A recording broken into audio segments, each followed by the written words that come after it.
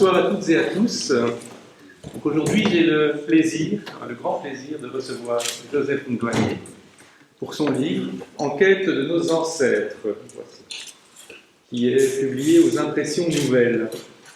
Alors Joseph est belge, né en 1962 au Rwanda et installé dans nos régions depuis pas mal d'années, en réalité. Tu nous diras peut-être depuis combien de temps.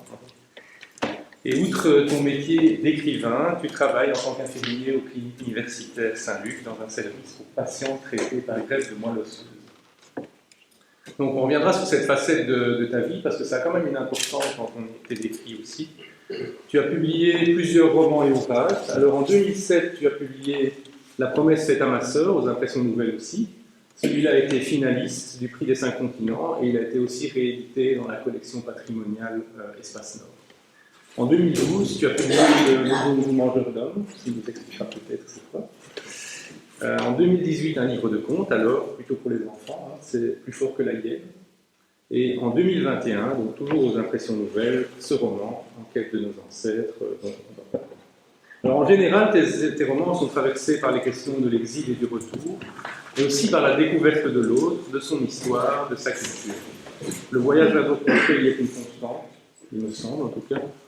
Mais c'est peut-être plus simplement le voyage vers l'autre et alors la question du lien qui sont les éléments centraux dans tes écrits. Je ne sais pas si ce court énoncé définit suffisamment qui tu es en tant qu'auteur ou si tu souhaites ajouter d'autres éléments. C'est parfait. Mais, sauf que je dois ajouter que je suis aussi un peu Carolo. Dans mon parcours scolaire, j'ai fait des études afro-russes. Lui aussi, il est Carolo. Poète et scientifique, plein d'autres écrivains, c'est Carolo, donc on est beaucoup à aimer Charles. Non, la présentation est parfaite, moi je trouve, ma vie n'est pas plus riche que ça. Ok. Alors je vais dire peut-être quelques mots de ton livre, dans ce livre-ci, ton héros, Antoine, eh bien, il part à la recherche des afro-descendants qui vivent en Bolivie, et en particulier des afro-descendants qui ont été mis au travail forcé pour extraire l'argent des mines. Une mine qui se trouve très haut dans la montagne, à 5000 mètres. Et donc les conditions de travail sont très rudes. Ils ont été, sont des Africains, je ne sais pas exactement d'où, mais qui ont été, je le mentionne peut-être, amenés en tant qu'esclaves par les colons espagnols vers le XVIIe siècle. Et je me suis demandé, évidemment, toi qui es rwandais, qu'est-ce qui t'a amené à t'intéresser en particulier à ce sujet-là? Et si tu peux nous raconter un petit peu la genèse du livre, parce que je crois qu'il y a une longue histoire derrière. Merci pour cette question. En fait, la genèse de ce livre part de 2001. Je me suis rendu dans le sud de la Bolivie dans le cadre de mes activités d'infirmier. Il faut dire que avant de venir en Belgique en 1986, j'avais travaillé en tant qu'assistant médical, en tant qu'infirmier, notamment dans des petits dispensaires, dans des fédéraux du Rwanda. Et je me suis retrouvé en Belgique dans des hôpitaux universitaires, entre autres l'hôpital Saint-Luc, où il y avait un grand écart entre les moyens utilisés pour soigner et entre ici et là-bas, d'où je venais. À un certain moment, j'ai voulu, ça m'a manqué, cette façon de soigner avec peu de choses, en tout cas en utilisant l'essentiel pour soigner. Et donc j'ai profité d'une opportunité qui m'était donnée d'aller travailler pendant quelques mois dans un petit hôpital du sud de la Bolivie, tout près de l'Argentine. Arrivé là-bas, je rencontre une population très très accueillante. Pour moi, c'est quelque chose de très important. L'accueil, la première rencontre, voilà. Quand ça ne va pas au début, c'est mal barré. Mais voilà. Donc, les gens m'ont très bien accueilli, mais j'ai rencontré surtout cette histoire de la mine de Potosi, que je ne connaissais pas du tout. D'ailleurs, quand je parle de l'esclavage en Bolivie, en tout cas des Noirs en Bolivie, il y a très peu de gens qui savent. On parle de la Colombie, du Brésil, d'autres pays, mais pas de la Bolivie. Et l'histoire au XVIIe siècle, donc avec cette mine de Potosi qui se trouve à 5000 mètres d'altitude, un endroit très hostile, où il fait très froid, où il y a un manque d'oxygène. Mais c'était une montagne qui fournissait l'argent à tout l'Occident, pas uniquement à la cour royale espagnole, mais à tout l'Occident en fait. Et à tel point qu'à un moment donné, la main-d'œuvre indigène est arrivée à manquer, parce qu'il mourait beaucoup dans les profondeurs de la mine, et surtout qu'il descendait, paraît-il, en tout cas c'est documenté, 4 mois sans remonter. Donc on leur apportait à manger, à boire en bas, et puis quand ils remontaient, ils avaient pris 20 ans. Quoi. Ils mouraient très bien. Donc ils ont été transplantés des Africains, surtout du côté atlantique, et pour aller prêter main forte aux indigènes. Donc ces Africains aussi, ils sont morts à l'appel. Et quand je suis allé là-bas, et la première chose qui m'a frappé, c'est de passer 3 jours dans cette ville et de descendre dans cette mine avec beaucoup de peur, parce que c'est effrayant de descendre là en dessous, et de ne trouver aucun noir dans la ville, ou quelqu'un métissé dans la ville. Donc ma question était de savoir où sont passés tous les milliers de gens de noirs qui avaient travaillé, qui avaient participé à la prospérité de cette mine. Et à un moment donné, personne ne savait m'expliquer, mais en fait, j'ai pu comprendre qu'ils étaient partis dans une région plus clémente. Le climat était subtropical, au-dessus de la capitale, de La Paz, dans d'autres régions aussi.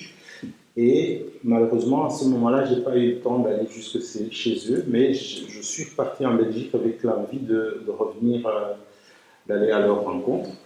Donc la première visite, c'était 2001 2001. Mais à cette époque, je n'écrivais pas encore de livre. Et c'est, je dirais à peu près 6 ans, 7 ans plus tard, quand j'ai publié mon premier roman, fin 2006, que je me suis dit que j'avais un autre sujet voilà.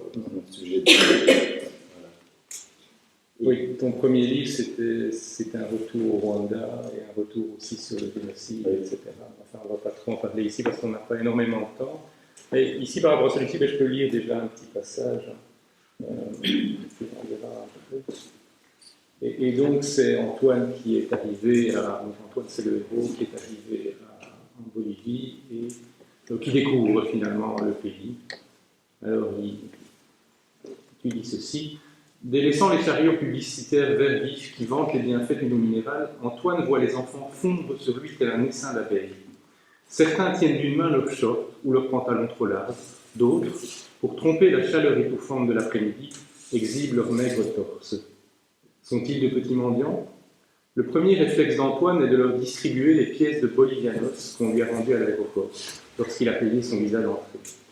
Il voit chacun d'eux, arriver à sa hauteur, pincer le bras de son voisin avec ses petits doigts recouverts d'un enduit noir, puis repartir en sautillant et en répétant « El negrito de la buena suerte ». Il ne voit pas en quoi il peut porter chance à ses enfants, qui n'ont même pas daigné prendre sa monnaie. Alors c'est quoi au juste cette histoire du negrito de la buena suerte ? D'abord, ça veut dire quoi pour ceux qui ne comprennent pas l'espagnol, etc. C'est le petit nègre qui porte chance quelque part. Et en se pinçant les uns les autres, donc ils ont l'impression d'attraper la chance quelque part. Et j'ai essayé pendant tout mon séjour de comprendre d'où ça venait. Évidemment, je n'ai jamais eu d'explication vraiment. Soit les gens vous disent qu'ils ne savent pas, soit ils n'osent pas vous le dire, ils vous donnent une version. En tout cas, l'une des versions, c'est quand je suis arrivé dans la zone où habitent les Noirs et que j'ai posé la question, Entre autres, on m'a expliqué que quand c'était une période de disette où les plantes ne poussaient pas bien, etc., et que quand les Noirs sont arrivés, par miracle, voilà, la terre est devenue tout à coup fertile. Donc, une explication de quelqu'un, mais bon, j'ai compris que c'était... voilà. Et ça, c'est quelque chose qui reste. Ça reste, mais les gens ne le font pas avec fierté, c'est pouvoir en cacher, etc. Ah oui. Parce que, voilà, mais je pense que c'est quelque chose qui existe à travers plusieurs pays d'Amérique latine. Ok. Moi, je n'étais pas au courant. C'est parce que quelqu'un connaît cette histoire. Moi, je ne la connaissais pas. Et donc, Antoine, là, il découvre le pays, sa culture, à travers des rencontres aussi. Il participe à des événements folkloriques, on va pas faire toute l'histoire. Et il se met petit à petit à la recherche de ces gens-là, dont les ancêtres ont exploité la mine de Potosi. Il commence par se rendre à cette mine, comme toi, et tu l'as expliqué, hein, les conditions de travail sont vraiment extrêmement pénibles. Et tu décris un endroit, enfin Antoine arrive dans la mine, hein, il descend, et il y a si tu veux bien lire peut-être le paragraphe. Ok.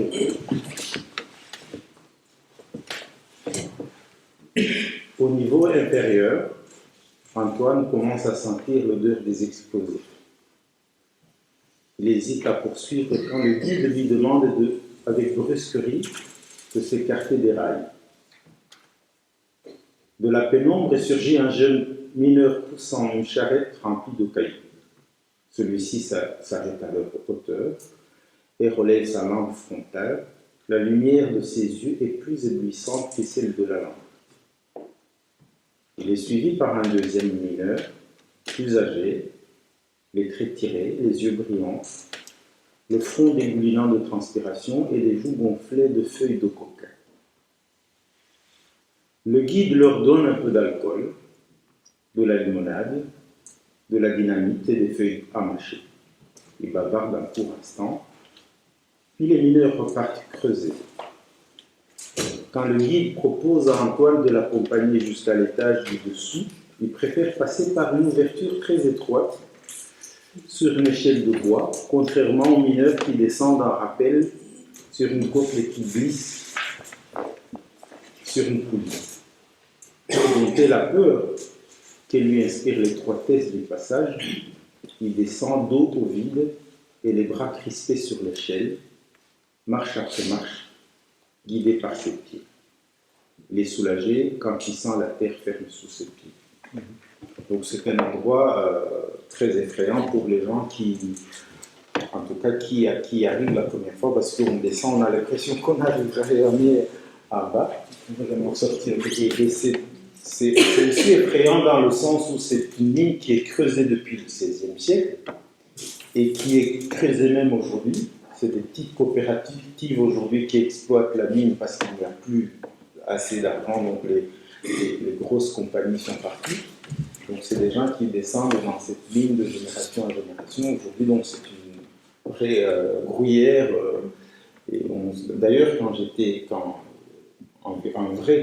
là-bas, il prédisait que le 20 décembre 2012, ou je ne sais plus quoi, que la montagne allait s'effondrer. Donc ce jour-là, il n'y a personne qui a osé rentrer dans la mine, mais elle est toujours là. Voilà. Cette histoire de mine, c'est évidemment quelque chose qui fait écho au carreau que nous sommes, puisque c'est dans la mémoire collective de toute notre famille. C'est quelque chose qui a compté. Voilà, et pour continuer, il se trouve que, comme tu l'as dit, il n'y a plus d'afro-descendants autour de Potosi, parce qu'ils sont effectivement allés s'installer ailleurs. Et du coup, ça amène ton héros, Antoine, sur d'autres pistes. Je ne sais pas si tu dois détailler un peu plus, tu peux dire des mots. Oui, en tout cas, toujours est-il qu'il va, lui, dans son parcours, d'abord grâce à la rencontre qu'il a fait, il va aller jusque dans la communauté, dans cette région où vivent les communautés afro,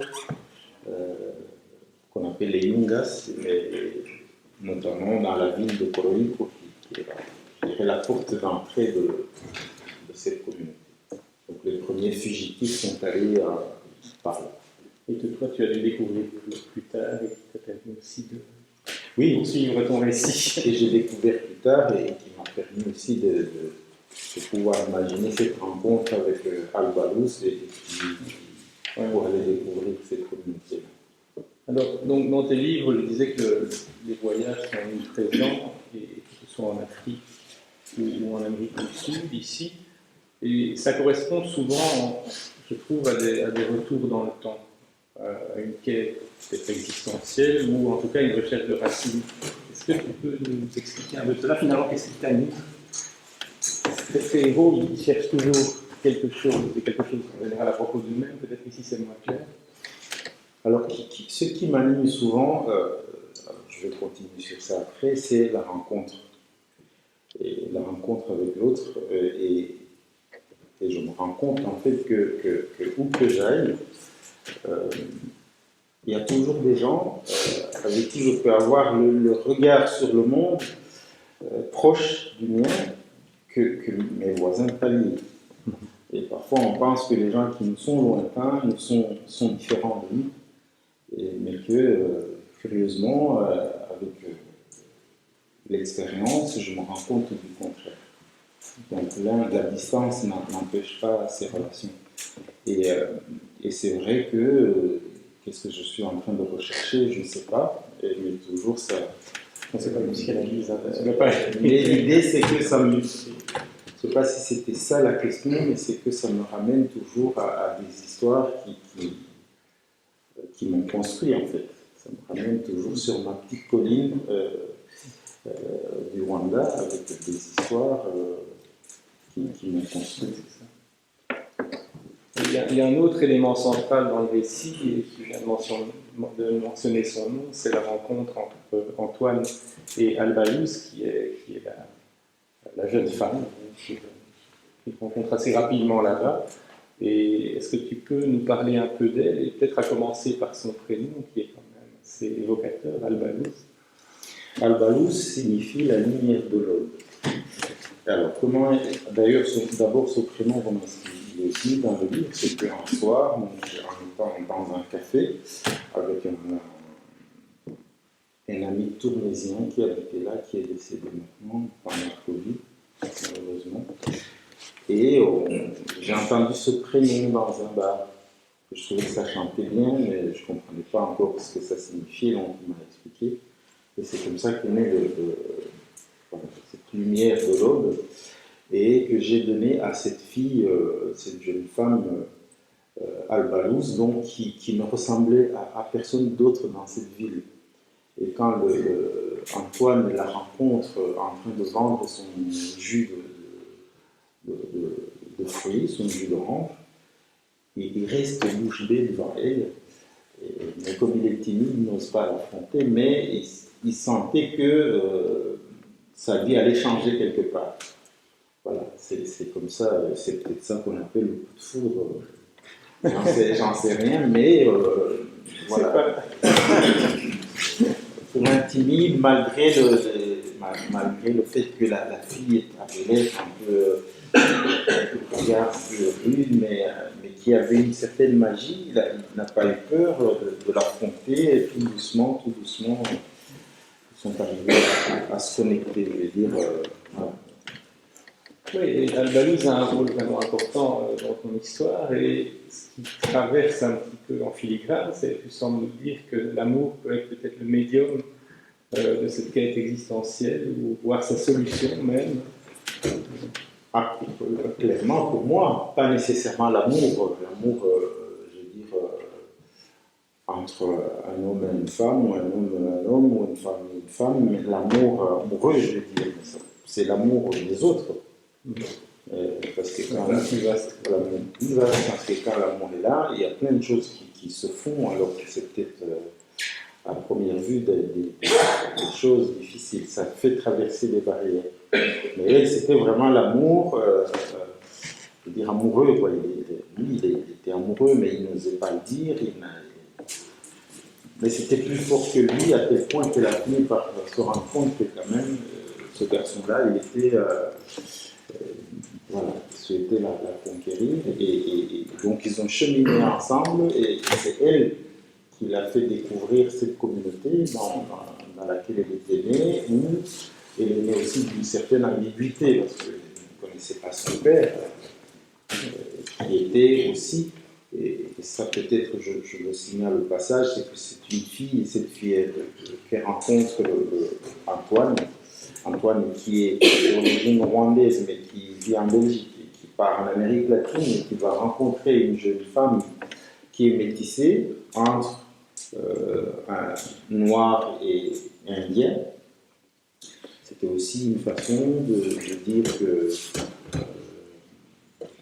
les choses étaient possibles entre les deux communautés qui parfois, même s'ils ont été tous les deux colonisés, parfois il peut y avoir aussi une sorte de discrimination entre les peuples. Voilà. C'était aussi ça, cette notion d'amour et de fraternité aussi. D'ailleurs, l'histoire n'est pas un long fleuve tranquille parce qu'ils sont assez différents, ils doivent se découvrir et apprendre à se connaître, ce qui est intéressant aussi, ce qui fait la richesse de cette relation-là dans le livre, je trouve. Et une chose qui frappe dans ton roman, mais dans tes romans en général, c'est l'importance des femmes. Souvent les mères et les aïeux, d'ailleurs, dans ce cas-ci, il y a Albalouse aussi, mais il y a aussi la mère d'Albalouse et sa tante, si je m'abuse. Qui ont des rôles importants. D'où ça vient ça? Est-ce que tu peux nous en parler un peu? Alors, je ne vais pas être original en disant que ce sont les femmes souvent qui sans caricaturer, qui mènent la barque quand même, en tout cas dans ma culture. Même si ce rôle-là n'est pas souvent reconnu par leur mari, par les hommes. Mais en tout cas, moi, je témoigne de ça puisque j'ai été élevé d'abord par ma mère, quand mon père, inspecteur des écoles, allait à pied à travers ce qu'on appelait des communes, c'est-à-dire des kilomètres et des kilomètres. Donc c'est ma mère qui s'occupait de nous. Et puis à l'âge de 5 ans, comme c'était de tradition au Rwanda, un soir, mon père est arrivé, il a dit, toi demain, tu fais ton sac et tu vas chez ta grand-mère, donc sa mère à lui. Et c'était normal que le père te dise, voilà, demain tu pars. Et comme ça, pour une longue période, parfois pour une longue période et parfois pour toute la vie. Oui. Et donc, en fait, alors les gens me disent, oh là là, on prend un enfant de 5 ans, là, moi j'ai pas accès à ses grands-parents. Et qu'il faut dire qu'à l'époque au Rwanda, on vivait par colline, et c'était les parents, les grands-parents, les parents, les enfants, les petits-enfants, parce qu'ils faisaient le même métier. Quand c'était les parents agriculteurs, les enfants faisaient le même métier de génération en génération. Quand ils étaient éleveurs, c'était la même chose, ou quand ils étaient des artisans routiers, c'était la même chose. Et donc, les conditions de vie des grands-parents jusqu'aux petits-enfants étaient les mêmes. Et ils habitaient la même colline, donc c'était pas compliqué de bouger de maison. C'était différent. Sauf qu'à un moment, quand les enfants ont commencé à aller à l'école et qu'ils avaient des métiers en dehors de la colline, et ça devenait compliqué. Surtout aussi qu'il y a un autre élément qui fait que au Rwanda, il n'y a pas de nom de famille. On est 6 dans la famille et chacun a son nom. Je suis le seul à avoir le nom de mon père, mais c'est une anomalie. Je ne sais pas pourquoi. C'est vrai que ça rend les choses très compliquées. Je ne sais pas. À un moment donné, je crois que ses copains missionnaires lui disent, écoute, mec, quand même tes enfants doivent porter son nom, et il m'a donné son nom, et puis il a arrêté, il n'a plus donné à personne. Et d'ailleurs, c'est compliqué ici quand je vais avec ma soeur ou mon frère à l'administration, ils disent, mais il y a quelque chose qui ne va pas parce que vous n'avez pas le même nom.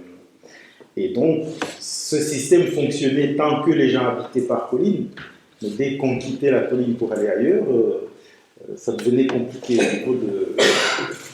Voilà. Et donc, moi, à 5 ans, on m'a envoyé vivre chez ma grand-mère paternelle. Donc, elle m'a élevé pendant les 5 ans,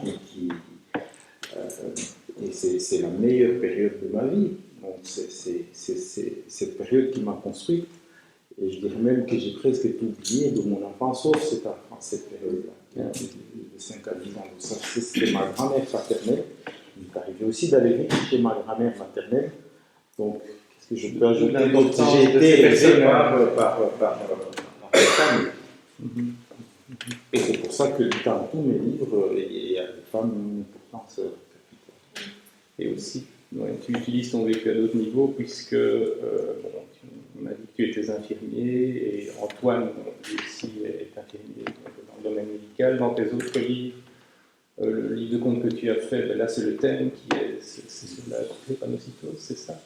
Et donc tu relis souvent le contenu, il y a des éléments dont tu t'inspires pour tes livres en général. C'est important d'ancrer ça dans ce que tu vis. J'écris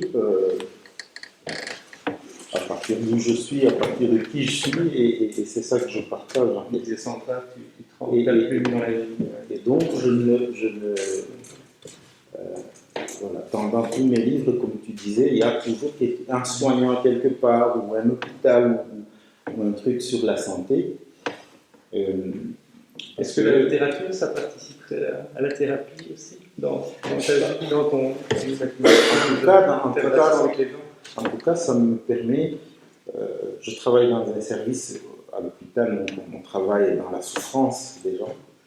Et donc, si on s'imprègne de tout ça et qu'on reste dedans, on risque vraiment de devenir malade aussi. Pas nécessairement physique, mais psychologique. Et moi, ce que j'aime bien dans mon métier, c'est non seulement la technique, c'est aussi pour ça que j'ai choisi un service où il y a beaucoup de techniques, de soins, mais aussi où il y a un accompagnement psychologique important, parce que je soigne des gens qui ont des cancers du sang, à qui on a fait des greffes de moelle, et qui restent dans un service 6 à 8 semaines, et en ayant le personnel soignant un peu comme membre de leur famille. Donc il y a beaucoup d'écoute, il y a beaucoup d'accompagnement, et à la fin de la journée, on est quand même assez chargé. Il y en a alors après qui vont faire le jogging, il y en a qui vont faire le yoga, il y en a qui vont nager, etc.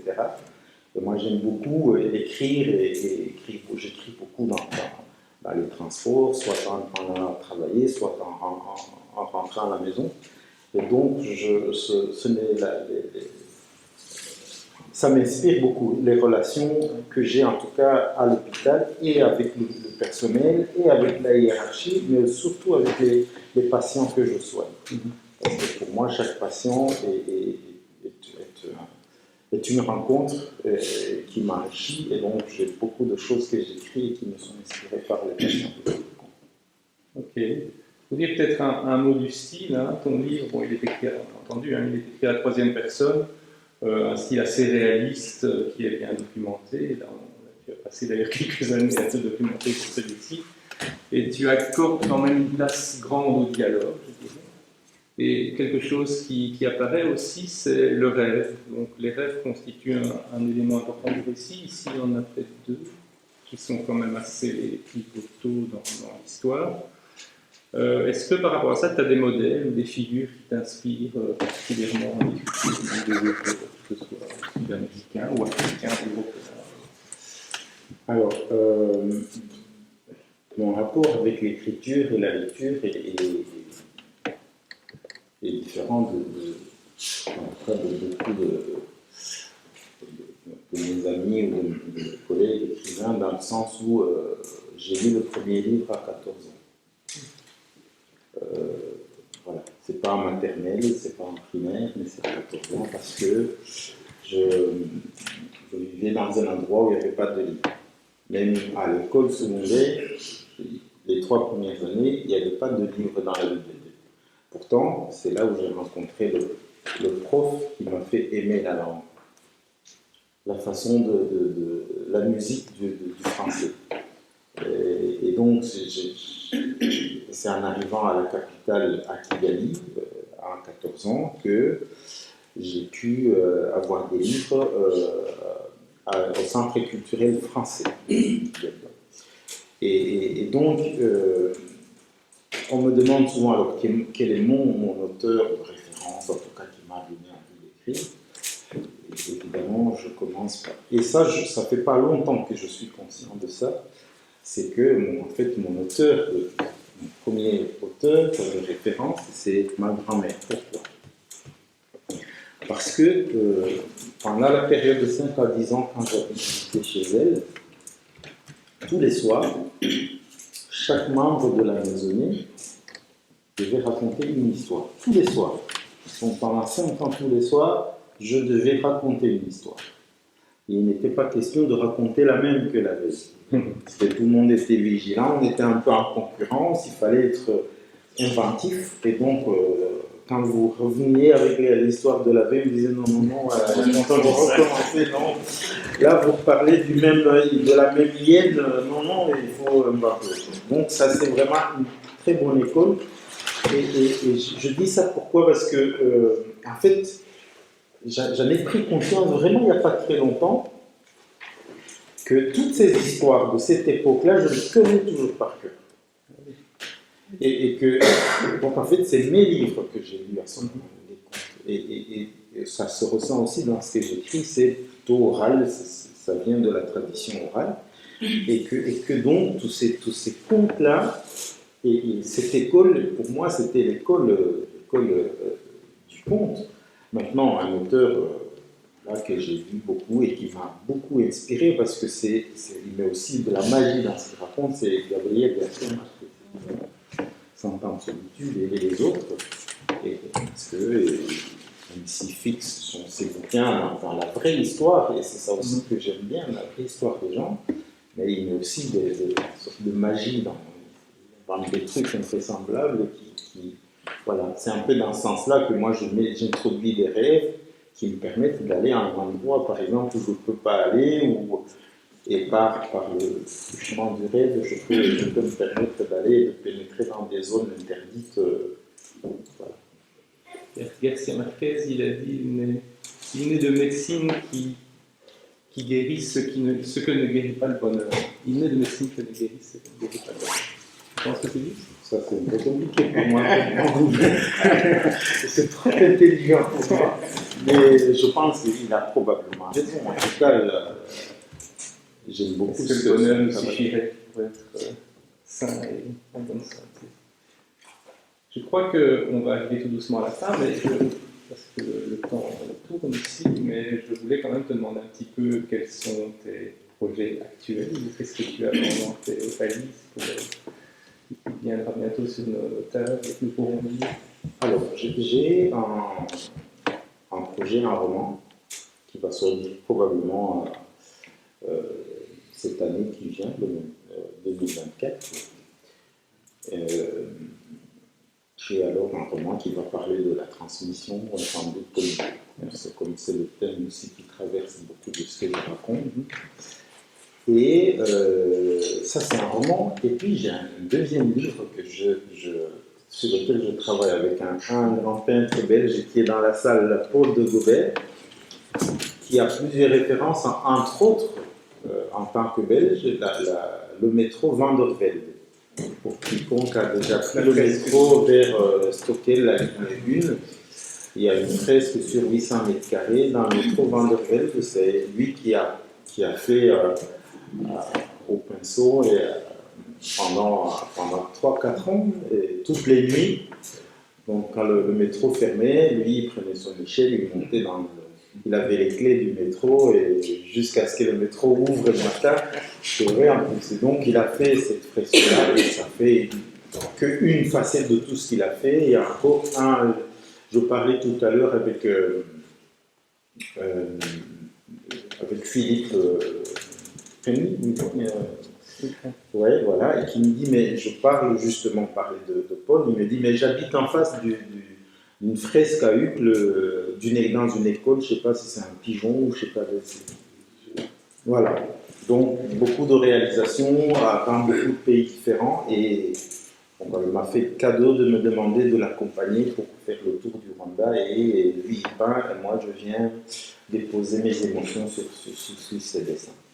Voilà. Je ne connais rien au dessin, mais j'essaie de... Voilà. Qu'est-ce que ça me raconte, son travail par rapport au pays que j'ai quitté il y a près de 40 ans, et parfois ça remet des souvenirs, ça me permet de redécouvrir mon pays d'une autre manière. Ça, c'est les deux projets, les deux projets qui sont en route et qui vont être publiés dans l'année qui vient. Je crois qu'on va clôturer ici, mais merci beaucoup. Merci Joseph, surtout pour ton travail, et je te félicite encore pour ce livre et les précédents. Donc, Enquête de nos ancêtres, je vous le conseille vivement. Voilà. Merci à toi et merci à tous. Avec grand plaisir.